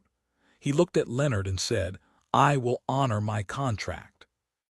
But based on his foundation, he needs to come here 4 times a week, 3 hours each time for the first month. You're the combat expert, it's up to you." Leonard nodded without hesitation. He smiled and said to Klein, "See you at dinner." After Leonard walked out the metallic gates, Klein asked out of curiosity, "Instructor, how should I begin practicing, punching or footwork?" As a qualified keyboard warrior, he understood the importance of footwork in combat. Gawain stood akimbo as he shook his head lethargically. "What you need now is strength training. See those? Those are 2 dumbbells made of steel. They shall be your partners for today. Other than that, you also have to practice deep squats, running, and rope skipping. Let us take those 1 set at a time." While Klein was still in a daze, Gawain suddenly raised his voice and said sternly, "Understood. Understood." At this moment, Klein felt as though he had returned to military training and was facing an inhumane instructor. "Change out of your clothes. There's a set of knight's training clothes on the sofa." Gawain suddenly sighed. He turned around and walked toward the black steel dumbbells. 6 in the evening, at a corner table of the Old Will restaurant. Other than Fry, who was guarding Channy's gate, all the members of the Blackthorn Security Company were present. There were 6 Nighthawks and 5 civilian staff. A white tablecloth was draped over the long table. Waiters carried over plates of food, portioned them before serving them to each individual guest. Klein saw steaks drenched in black pepper sauce. He saw bacon, sausages paired with mashed potatoes, egg puddings, asparagus, and specialty cheeses. He even saw rose-colored champagne. However, he had no appetite. The training in the afternoon had nearly made him vomit. Noticing the pale, newly inducted Nighthawk with turbid eyes, Dunn raised the glass of red wine in front of him and laughed. "Let us welcome our newest official member." Klein Moretti cheers. The cold and introverted black-haired lady, Rial Rieding, the sleepless Kenley White, the sloppy Leonard Mitchell, as well as the white-haired, black-eyed midnight poet Sika Tron, all raised their cups and looked at the new member of their team. Klein fought back the discomfort of the training and raised his glass of amber champagne. He stood and said, "Thank you." He clinked glasses with every Nighthawk, tilted his head back, and finished the small amount of champagne. "Is our Miss Author not going to say something on this occasion?" Dunn smiled as he looked at Sika Tron. Sika Tron was a lady in her 30s. She had average looks but had an exceptional demeanor, one that was quiet and serene. Coupled with her few strands of graying hair, it added a unique charm to her.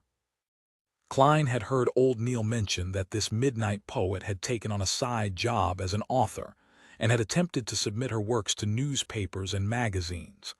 Unfortunately, only a few smaller newspapers had accepted them. Sika smiled and looked at Dunn. "In order to make the term Miss Author into a reality, Captain, I think you should give me some funds to self-publish my work." Dunn laughed.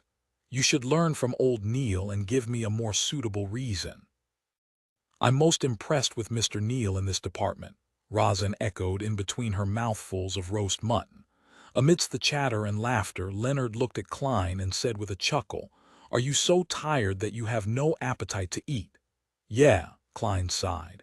If you haven't touched your food yet, I can be of assistance. Leonard acted as though he didn't want to waste any food. Klein didn't mind. He nodded and said, that wouldn't be an issue. And with that, a good portion of the food in front of him was eaten by Leonard and the rest. Nearing the end of the dinner, the waiters served plates of beef pudding and ice cream. Klein tasted ice cream and found it cold and sweet. It was particularly appetizing. Before he realized it, he had finished the ice cream drizzled with a blueberry sauce.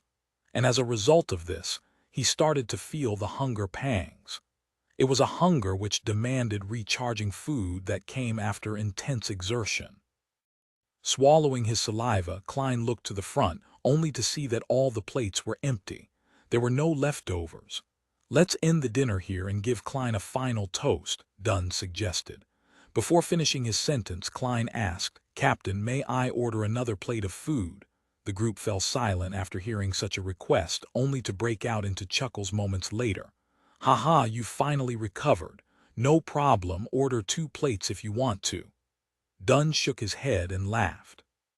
While patiently waiting an unbearable amount of time, Klein heard his stomach growling. Finally, a freshly prepared black pepper steak was served before him. His fork and knife danced as Klein finished the medium-done steak in 90 seconds, tears nearly falling from his eyes. The meat juices and the fragrance of the sauce lingered in his mouth. Sometime later, Klein let out a satisfied sigh as he looked at his empty plate. He put down his knife and fork and took a sip of his champagne. Waiter, the bill please.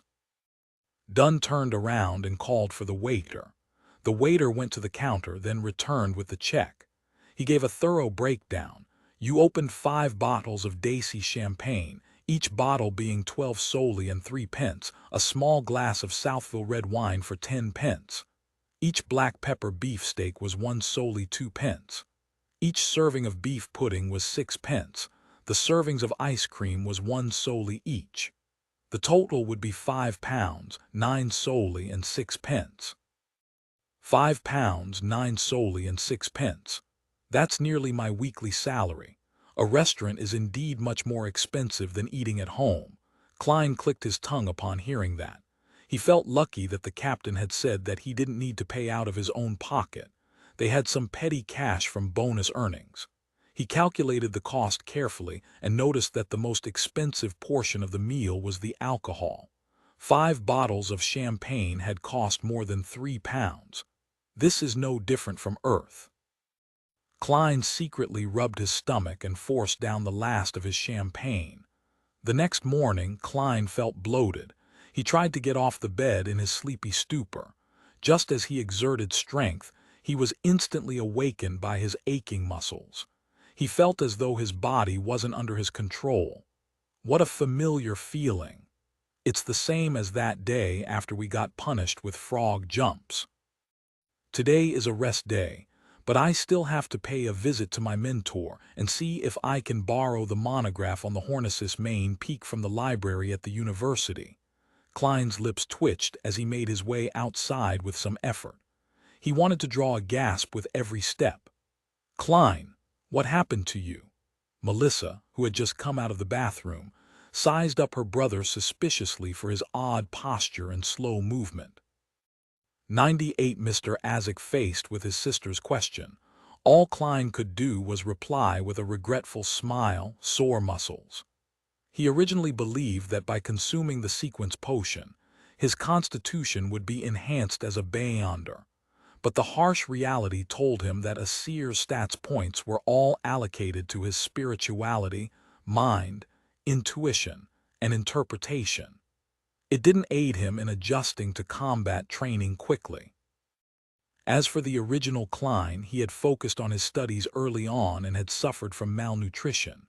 That led him to possess a below-average physical condition. The fact that he was having after effects from working out was to be expected. Sore muscles. I remember you returning after dinner last night and you didn't do anything else. Does alcohol cause sore muscles? Melissa inquired with an inquisitive look. Does alcohol cause sore muscles, sis? That question can't help but make me have inappropriate thoughts. Klein laughed dryly and said, No, this has nothing to do with alcohol. It was from yesterday afternoon. I joined the company's combat training. Combat? Melissa was even more astonished. Klein organized his thoughts and said, "Well, this is what happened. I considered it and believe that as a historical and relic consultant of a security company, it's impossible for me to stay in the office or port warehouse forever. Perhaps there will come a day when I have to accompany them to the villages or an ancient castle, to the site of some relic. That might require me to hike, to cross rivers, and to walk a lot. I'll have to endure all sorts of tests posed by nature, so I have to possess a sufficiently healthy body." "So you joined combat training to enhance your stamina." Melissa seemed to understand her brother's intention. "That's right," Klein answered with great affirmation. Melissa said with a frown, "But that isn't gentlemanly. Don't you always keep yourself to the standards of a professor? A professor only requires the ability to read historical documents, ponder over difficult questions, and maintain a polite and gentlemanly demeanor. Of course, I'm not saying that those aren't all good things. I prefer men who can solve problems on their own, regardless of whether that solution requires brawn or brain." Melissa smiled. Klein smiled and said, "No, no, no, Melissa. Your definition of a professor contains a misconception. A true professor can communicate with people gently and politely, but he can also educate the other person using the principles of physics by raising a cane to convince someone when there is an obstacle in communication." Principles of physics. Melissa was momentarily at a loss, but she quickly understood what her brother was saying. She was suddenly unable to retort him. Klein didn't say anything more but widened his pace with great difficulty as he headed for the bathroom. Melissa stood there and looked for a few seconds. She suddenly shook her head and caught up to Klein. "Do you need my help?" She posed as if she was supporting someone. "No, there's no need to. I was hamming it up a bit earlier." Klein felt humiliated. He suddenly stood straight and walked normally. Watching her brother walk steadily to the washroom and close the door, Melissa pursed her lips and muttered, "Klein is getting more and more pretentious. I even believe that his muscle soreness was really that serious." In the bathroom, Klein stood behind the tightly shut door, his face suddenly contorting in pain. "Ouch, ouch, ouch." He held his breath, tensed his body, and stood there for a good 7 or 8 seconds. When he finally went downstairs with great effort, had breakfast, and saw Benson and Melissa off, his soreness finally began to ease. After resting for a little while, Klein took his cane, donned his top hat, and left the house, strolling towards the public carriage stop. During the summer, Koi University had trees with shade-providing foliage, flourishing with birds and luxuriant flowers. It was peaceful and calm. Walking along the river, Klein took a turn towards the history department. Then he found the 3-story building which showed its age and located his mentor's, Cohen Quentin's, office. He knocked and entered the room, but he was shocked to see that the man sitting at his mentor's seat was the academic Azek. "Good morning, Mr. Azek. Where's my mentor? We made an appointment by letter to meet here at 10, Klein asked, puzzled. Azek, who was Cohen Quentin's best friend and often debated with his mentor regarding academic topics, smiled and said, "Cohen had a last-minute meeting and went to Tianjin University. He asked me to wait for you here." He had bronze skin, an average height and build, black hair, brown eyes, and gentle facial features.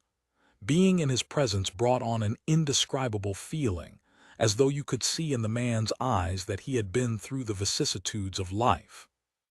Under his right ear was a tiny mole that one wouldn't notice unless closely examined. Having said the reason, Azek suddenly frowned as he carefully observed Klein. Feeling confused by the sudden scrutiny, Klein looked at his attire. "Have I committed some breach of etiquette?" Tuxedo, black vest, white shirt, black bow tie, dark-colored trousers, leather boots with no buttons. Everything seems normal. Azek's brows eased and he chuckled softly. "Don't mind me." I suddenly noticed that you are way more energetic than before. You look even more like a gentleman now. Thank you for your compliment. Klein accepted it calmly and asked, Mr. Azek, did my mentor manage to find the book Research of the Hornicis Main Peaks Relics in the school library? He found it with my assistance, Azek said, smiling gently. He then pulled open the drawer and took out a gray-covered book. You are no longer a coy university student anymore. You can read it here, but you cannot take it home. All right. Klein delightfully took the academic monograph, and with a hint of fear. The book's design was fully in line with the current trends. It used hard paper as a hardcover, and it was printed with an image like an abstract version of the main peak of Hornicis mountain range. Klein took a glance and found a seat. He flipped open the book and started reading carefully, line by line. As he became engrossed in the book, he suddenly realized that there was a cup of rich and fragrant coffee by his side. Help yourself to the sugar and milk. Azek put down the silver saucer and pointed at the milk jar and sugar container. Thank you, Klein nodded with gratitude. He added 3 cubes of sugar and a teaspoon of milk before continuing to read his book. The book, Research of the Hornicis Main Peaks Relics, was not a very thick book. Klein finished reading it when it was almost noon. He took note of a few noteworthy points. First, the settlement on the main peak of Hornicis Mountain and its surrounding area was obviously an advanced civilization which existed as part of an ancient nation. Second, from their wall murals, their perspective on life appears similar to that of humans. I can assume for now that they were human. Third, they revered yet feared the darkness of the night. Hence, they called their god the ruler of the Evernight, mother of the sky. Fourth, the weirdest part is that researchers haven't found any graves in the entire area, which initially seems to indicate that the people didn't need to be buried because they didn't die. However, that would be contradictory to the contents of the wall murals. In the wall murals, the people in the nation believe that death is not the end. They believe that their deceased family would protect them in the night. Hence, they would keep their deceased family members at home, on the bed by their side, for a full 3 days. There is nothing beyond that for the wall murals as it doesn't involve burials. Klein took another sip of coffee and continued to write down his afterthoughts in his notebook. Mother of the Sky, Sky Mother, is such a grand title, while the ruler of the Evernight obviously overlaps with the Evernight goddess. Is this a contradiction at its roots?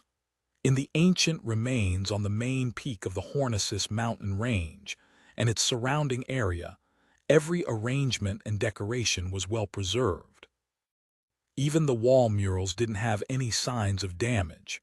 Before it was discovered, there seemed to be no disturbance at all. The table was arranged with cutlery, and there were dried stains of rot on the dining plates in some rooms. There were half-filled bottles of alcohol that had almost turned into plain water. What happened to the nation's people? They seemed to have left their homes in a hurry, without taking anything with them, and they never returned. Considering how there are no burial grounds, this only makes it weirder. The author, Mr. Joseph, also mentioned that, when he first discovered the remains, he even had the belief that the people residing there had just vanished all of a sudden. Klein stopped writing and cast his gaze at an illustration. On John Joseph's 3rd visit to the main peak of the Hornicis mountain range, he had used a new camera model to shoot a monochrome photograph. In the photo, the lofty palace had a collapsed wall and was overgrown with weeds. It followed a grandeur style for its design. When he flipped to the photograph, Klein's first thought was that of the palace he had seen in his dream. The two styles were identical. The only difference was that the one he had dreamed of was on a peak, and it was way more magnificent. It also had a huge chair, a seat of honor that looked like it didn't seat a human. Countless translucent maggots clustered together and squirmed slowly beneath the chair. I can confirm that my dream is related to the ancient remains on the main peak of the Hornicis mountain range. That should be the nation of the Evernight which was referenced in the Antigonus family's notebook. Klein nodded slightly and closed the book. At that moment Azek, who was sitting opposite him, touched the inconspicuous mole under his right ear and said, "How was it? Found anything?" "Quite a bit." "Take a look, I've written so many pages of notes." Klein pointed at the table and smiled. "I don't understand why you're suddenly so interested in this matter." Azek sighed and said, "Klein, when I was studying at the Backlund University, I had dabbled with some divination and did quite a bit of research on that. Well, I discovered that there is disharmony in your fate." "What? Divination? Are you talking to me about divination?" As a seer, Klein looked at Azek the academic in amusement. "How is it disharmonious?" Azek thought for a moment. "Have you encountered many strange coincidences in the past 2 months?" Coincidences? As he was indebted to Mr. Azek, Klein didn't dispute his question as he subconsciously began thinking. If we are talking about coincidences, the most obvious matter was when we were after kidnappers. We actually managed to find clues of the Antigonus family's notebook that was lost for days in the room opposite the kidnappers. Also, Ray Bieber didn't flee from Tingen in a hurry. Instead, he found a place to digest the power bestowed by the notebook, allowing for sealed artifact 2049 to track him down easily. That seemed to be against common sense. Although Ayer Harson gave a reasonable explanation, I always had a nagging feeling that it was somewhat coincidental. Oh, Selina had stolen a glance at Hannah's Vincent's secret incantations, but she held back till her birthday dinner banquet to try it out, and I happened to discover it, which is quite a coincidence too. Otherwise, Hannah's Vincent wouldn't have been the only one to die so suddenly. Klein thought about it seriously for a few minutes and said, "There are 3, neither too many nor too frequent. Furthermore, there was nothing that indicated someone's involvement and guidance." Azek nodded slightly. As Emperor Roselle once said, a single coincidence is encountered by anyone. Twice is still normal. Thrice is when one should consider what internal factors are influencing those coincidences. "Can you tell me anything else?" Klein probed. Azek laughed and shook his head. "I can only tell that there's some disharmony but nothing else. You have to understand that I'm not a real seer." "Isn't that basically equal to saying nothing?" Mr. Azek is quite odd. "He's playing a charlatan in front of a charlatan like me." Klein let out a breath, seizing the moment when Azek stood up. He pinched his glabella and activated his spirit vision. When he looked over, Azek's aura fully appeared before his eyes and everything seemed fairly normal. "Unfortunately, I can only see the ether body and astral projection of a person above the gray fog." Klein thought carefreely as he tapped his glabella again while standing up. 99, Red Chimney. Late in the afternoon, Klein returned home and drew the curtains, allowing his room to slip into darkness. He took out his pen and paper and thought for a long time, finally writing down a sentence. The kidnapping of Elliot was due to extraordinary elements. As a seer, Klein had tried to divine if those coincidences were a consequence of unnatural developments, but the results showed otherwise. This time, he was influenced by Azek to look into these events again. He also drew lessons from the suited clown. He seriously designed an appropriate divination statement, eliminating any descriptions that might be vague or cause confusion. "Yes, I should break down the 3 coincidences and divine them separately." Klein nodded in thought as he slowly removed the topaz from his wrist. He held the spirit pendulum with his left hand and allowed it to hang close over the divination statement on the paper. He collected himself and entered a state of cogitation. With his eyes closed, Klein started chanting repeatedly. The kidnapping of Elliot was due to extraordinary elements. As he recited the statement over and over again, Klein opened his eyes and looked at the pendulum, only to see the topaz turning counterclockwise slowly. "It's still a negative," Klein muttered to himself. He designed several other divination statements, but the results persisted. There was nothing strange about that incident. He then separately divined the event of Ray Bieber's stay in Tianjin and Selena's magic mirror divination incident, but the answers for both events were normal. Heh, was I, a real seer, frightened by the charlatan Mr. Azek? Besides, Captain and the others didn't feel that anything was off. Klein laughed and shook his head, but he remained cautious. He planned on using the dream divination technique to get a final confirmation. After some thought, he changed the divination statement to fit the change in method. The true reason for Elliot's kidnapping. As he scribbled with the fountain pen, Klein paused and pondered over his words. After reading it over and over again, he tore the slip of paper and walked toward his bed. He relaxed and laid down. With the divination statement in hand, Klein quickly fell asleep with the help of cogitation. He found himself in a contorted, broken world. Regaining his senses, he began swimming through the blur. Gradually, he saw the few kidnappers. He saw them lose their final chip at a gambling table, saw them obtain guns from underground sources, and saw them survey the area. They even rented the apartment across Ray Bieber's apartment as their hideout. These didn't form a continuous scene. Instead, they were presented in the form of flashing pictures. Klein couldn't find anything that was abnormal. Furthermore, it had also aligned with the statements given by the kidnappers. After exiting the dream, Klein separately divined the other two incidents but had the same result. Their developments followed logic. The coincidences were really coincidences. I was indeed overthinking things. Mr. Azek is merely a divination enthusiast. Klein stabilized his pendulum and shook his head with a bitter smile. He was about to draw the curtains and allow sunlight into the room when he froze. From the original Klein's impression of Mr. Azek, he is a dependable and trustworthy person. He had never once said anything baseless. Even if he was always quarreling with Mentor, it was limited to academic topics, and each of them had their reasons. If he was truly a mere divination enthusiast, he wouldn't have interacted with me like that. And the memories of original Klein has nothing about him liking divination, of course. This could be due to the loss of a corresponding memories. Klein frowned and couldn't ease his worries. He needed a way to confirm this. He suspected that Mr. Azek had unwittingly come across some insider information and was trying to remind him by using divination as an excuse. How should I confirm this?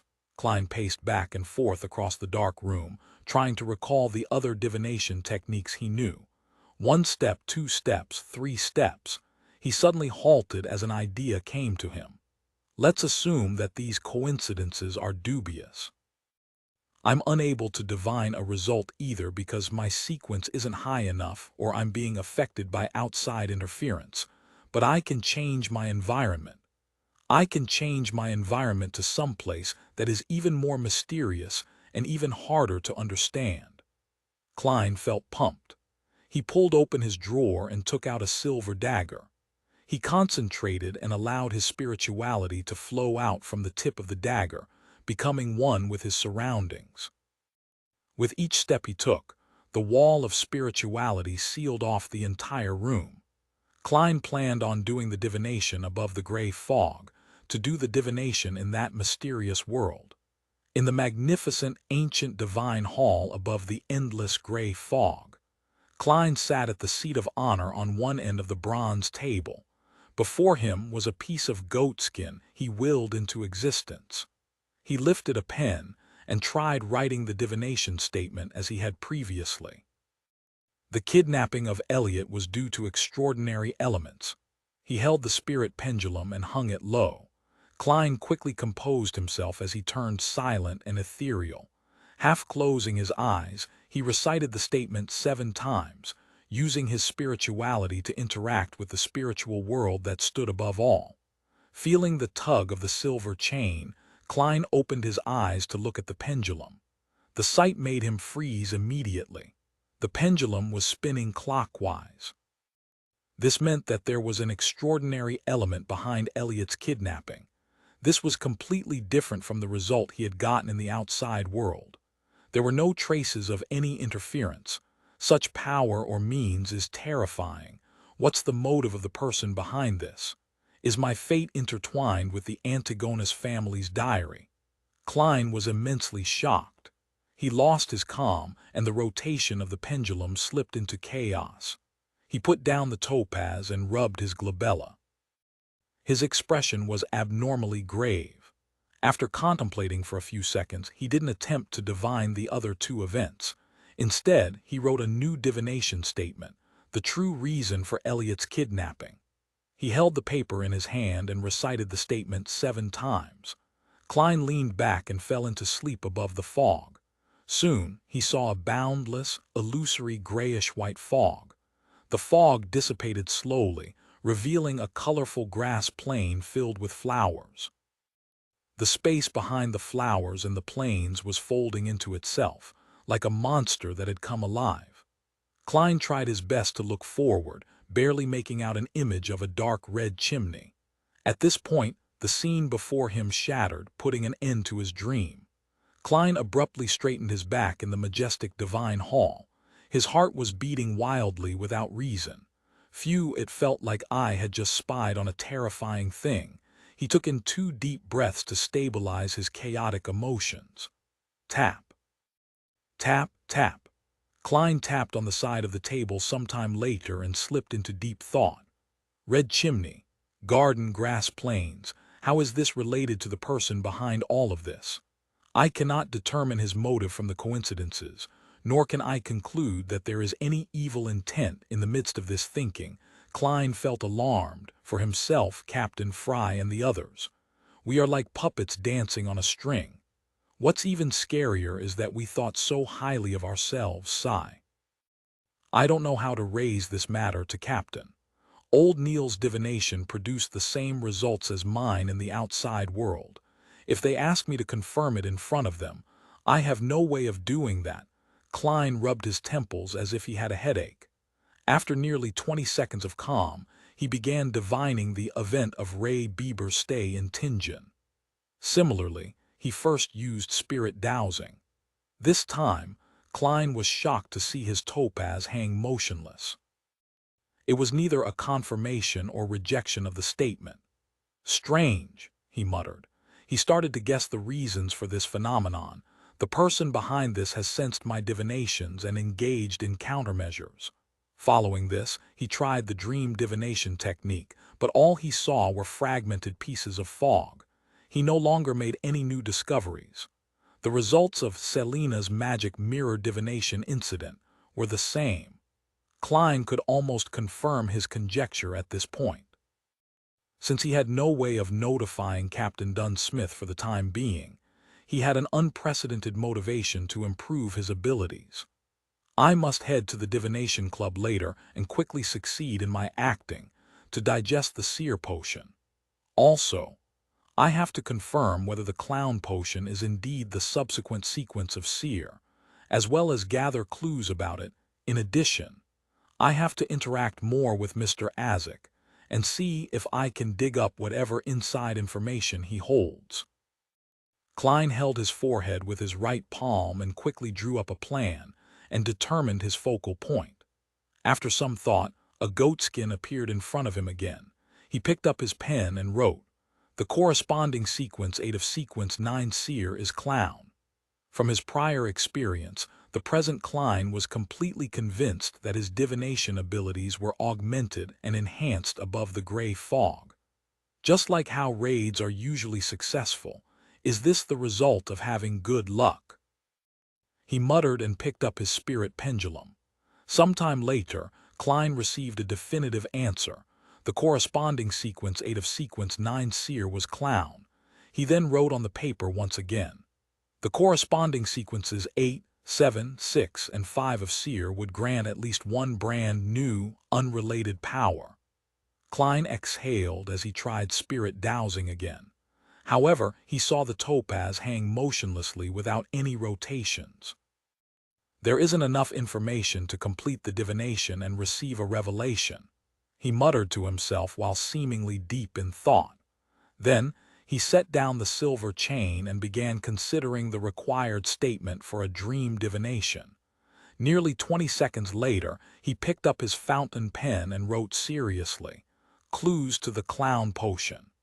100 interpreting symbols, clues to the clown potion." On the seat of honor at the ancient bronze table, Klein repeated the divination statement a few times before leaning back and entering a deep sleep. His surroundings quickly became peaceful and quiet.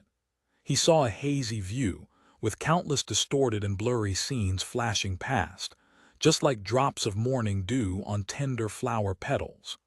Gradually, Klein grasped his spirituality and came to his senses. He saw a fireplace before him with a rocking chair in front of it. Sitting on it was an old woman dressed in black and white.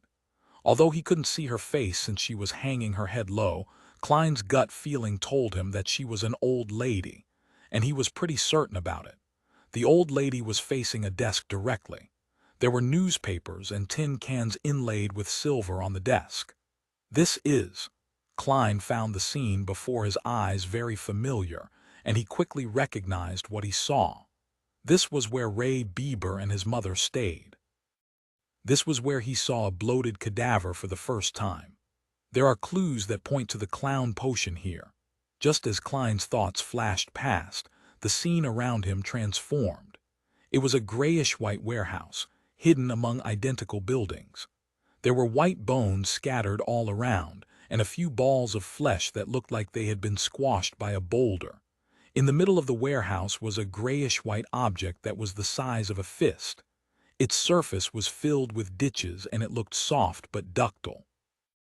It looked like a brain that had been extracted out of a living being.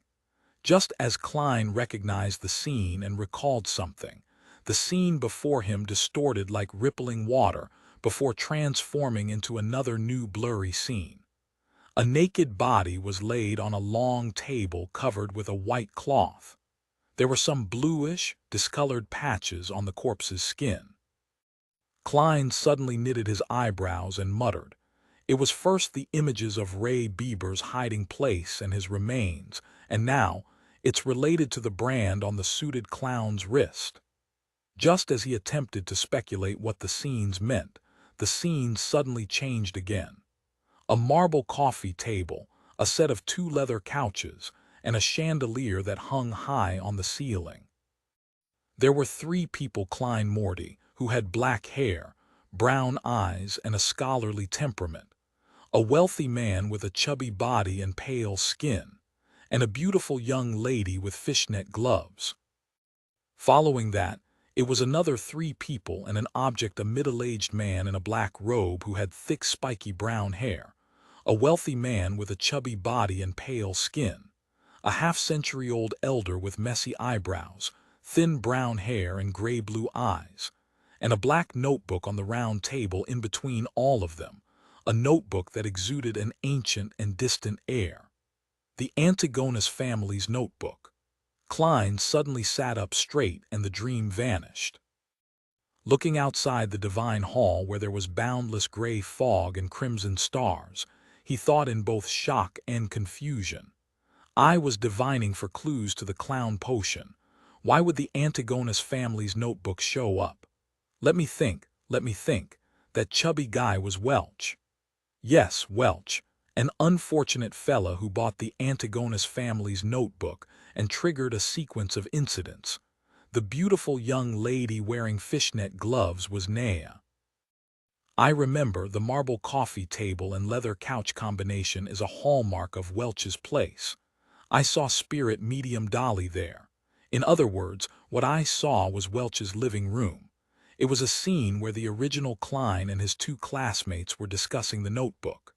Klein calmed himself down and tapped on the edge of the long bronze table rhythmically. Then, what does the last scene represent? The notebook appeared, Welch appeared. Could it be the scene where he bought the ancient item? There were another 2 people, and one of them looked very familiar. I feel like I've seen the middle-aged man in the classic black robe somewhere before, that spiky brown hair, severe dark eye circles. Yes, I know who is he now.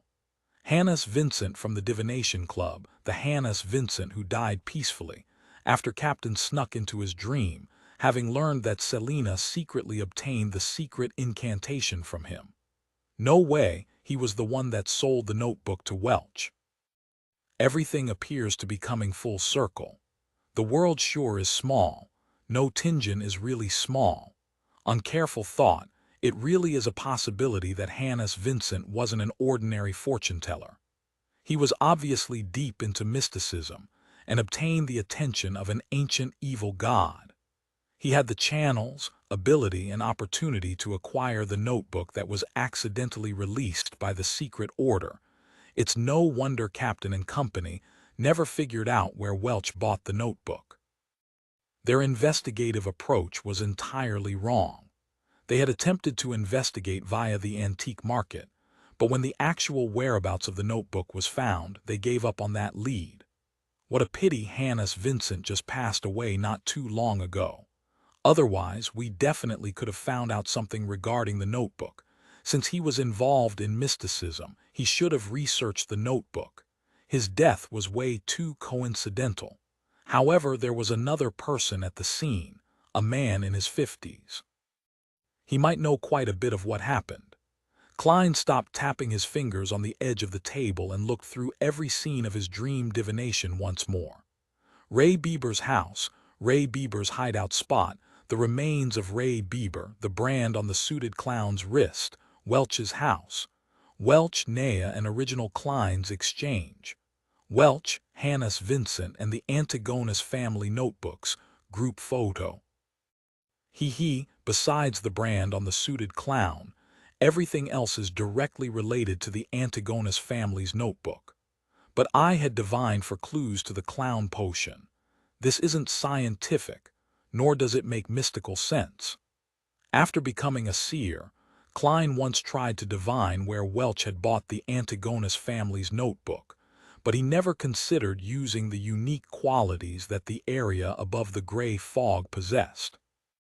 As such, he had failed to receive any revelations, but now he had chanced upon the truth by divining something separate. After spending nearly 20 seconds to calm down, Klein summarized the context provided by Roselle's diary and attempted to interpret his dream divination. The first possibility, Zaratul, or should I say, the secret order, was searching and pursuing the relics of the Antigonus family. So, the symbolic meaning of the dream is to use matters related to the Antigonus family to lure the secret order into appearing, so as to obtain the clown potion's formula. The second possibility, the clown potion's formula, is directly recorded in the Antigonus family's notebook. The fact that the Zaratul family is seeking the relics of the Antigonus family implies that they share very deep connections.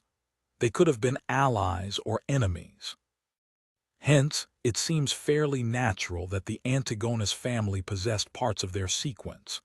Things would be obvious if they were allies, but enemies are the ones who would know each other the best. But the second explanation wouldn't be able to link it to the brand on the suited clown. I do wish that the second explanation were true, though. When the Holy Cathedral finds an expert to interpret the notebook, I would be able to obtain the clown potion without any risk. It seems that the first explanation is the most plausible. My gut feeling as a seer tells me that there might be a deeper symbolic meaning. Having thought of this, Klein massaged his forehead and suddenly realized the limitations of a seer. Unless it was a very simple and straightforward sign, a seer had to be extremely careful when making interpretations. It was just like walking on the edge of the abyss or walking on a thin layer of ice over a lake's surface. The suited clown's outcome was an actual and bloody example of what a single mistake in interpretation or failure to grasp a key point could result in. In that instant, Klein had an illusion of himself mastering the true essence of a seer. He seemed to be just one step away from digesting the potion completely. "Thank you for enlightening me with your life, praise the lady," he muttered and drew a crimson moon before his chest. Then he divined whether Azek had good intentions or if he was an amazing beyonder. He received confirmations for both of them. Eventually, the continuous divinations exhausted Klein. He had no choice but to stop churning through his thoughts and decide on the crucial matters that he needed to attend to. I have to find the man that appeared in the same scene with Welch, Hannes Vincent, and the Antigonus family's notebook as soon as possible. I can begin my search with the Divination Club. I can't just confront Mr. Azek. Yes, he might be a mid-sequence beyonder of the life school of thought, but there's a lack of information, making it impossible for me to divine few. Klein let out a breath and conjured the portrait of the half-century-old elder with messy eyebrows, thin brown hair, and gray-blue eyes on the goatskin that appeared before him. This was the third person present when the Antigonus family's notebook was traded between Welch and Hannes Vincent. Looking at the portrait, Klein suddenly fell into a dilemma. I can't draw. During art class in primary school, I was always the one receiving the greatest criticism from the teachers. Should I use ritualistic magic like old Neil?